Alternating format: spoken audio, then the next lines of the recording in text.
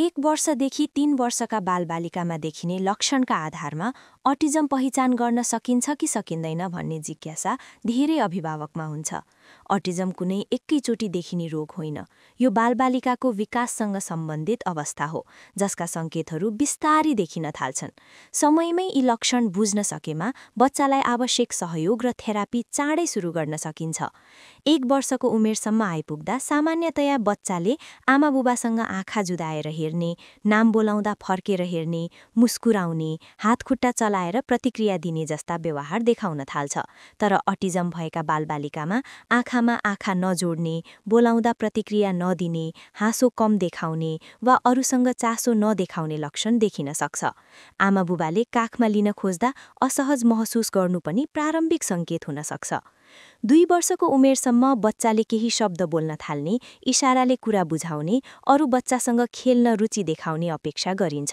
तर अटिजम भएका बच्चामा बोली ढिलो सुरु हुनु, बोलेका शब्द हराउँदै जानु, औँलाले देखाएर कुरा नबुझाउनु, खेलौनासँग असामान्य तरिकाले खेल्नु, एउटै काम पटक पटक दोहोर्याउनु जस्ता व्यवहार देखिन सक्छन्, जस्तै गाडी घुमाउनु मात्र, पंक्तिमा राख्नु, घुमिरहनु आदि। 3 वर्षको उमेरसम्म सामाजिक सम्पर्क अझै स्पष्ट देखिनुपर्ने हुन्छ।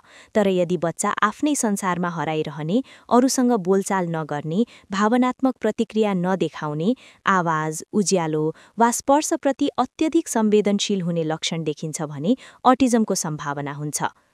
अटिजमको लेभल अर्थात् स्तर सामान्यतया विशेषज्ञले मूल्याङ्कन गरेपछि मात्र तोकिन्छ। हल्का स्तरमा बच्चाले केही सहयोगमा दैनिक काम गर्न सक्छ, मध्यम स्तरमा नियमित थेरापी र सहयोग चाहिन्छ, र गम्भीर स्तरमा बच्चालाई दैनिक जीवनमा धेरै सहयोग आवश्यक पर्छ। यो स्तर बच्चाको बोली, सामाजिक व्यवहार, आत्मनिर्भरता र सिक्ने क्षमताको आधारमा निर्धारण गरिन्छ। यसकारण यदि 1 देखि 3 वर्षको बच्चामा माथिका लक्षण देखिए भने ढिला नगरी बालरोग विशेषज्ञ, विकास विशेषज्ञ वा मनोपरामर्शदातासँग जाँच गराउनु अत्यन्त आवश्यक हुन्छ। समयमै पहिचान र सही सहयोगले अटिजम भएका बालबालिकाको जीवन गुणस्तर उल्लेखनीय रूपमा सुधार गर्न सकिन्छ।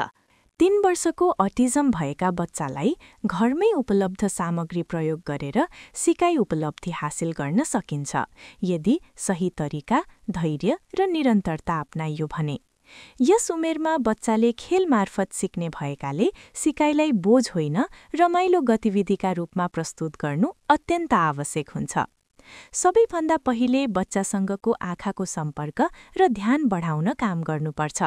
घरमै उपलब्ध ऐना प्रयोग गरेर बच्चासँग सँगै उभिएर अनुहार देखाउने, मुस्कुराउने र नाम बोल्ने अभ्यास गर्न सकिन्छ।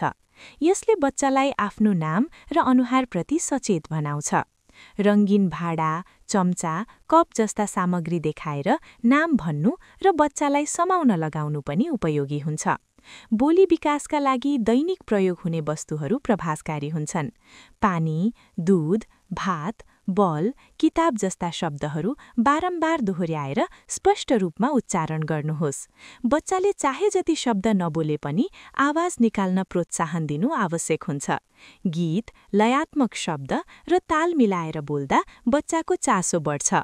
घरमै भएका भाडा प्रयोग गरेर आवाज निकाल्ने खेल खेल्न सकिन्छ। सामाजिक सिप विकासका लागि नक्कल खेल निकै उपयोगी हुन्छ। तपाईले ताली बजाउनुहोस्, बच्चालाई नक्कल गर्न लगाउनुहोस्, हात हल्लाउनु, बाई बाई गर्नु, टाउको हल्लाएर हो वा होइन जनाउनु जस्ता गतिविधि सिकाउन सकिन्छ। यसका लागि विशेष सामग्री चाहिँदैन, केवल समय र धैर्य आवश्यक हुन्छ।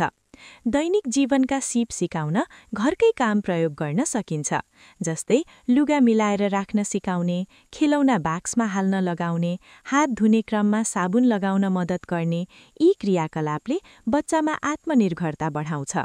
संवेदी विकासका लागि दाल, चामल, पानी, कपडा जस्ता सामग्री उपयोगी हुन्छन्। फरक फरक बनावट छोई अनुभव गराउनुहोस्।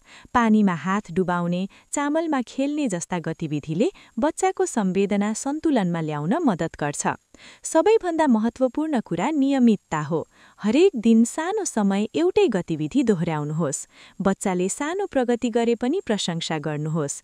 घरमै उपलब्ध सामग्री प्रयोग गरेर गरिएको निरन्तर अभ्यासले 3 वर्षको अटिजम भएका बच्चाको सिकाइ क्षमतामा सकारात्मक परिवर्तन ल्याउन सकिन्छ।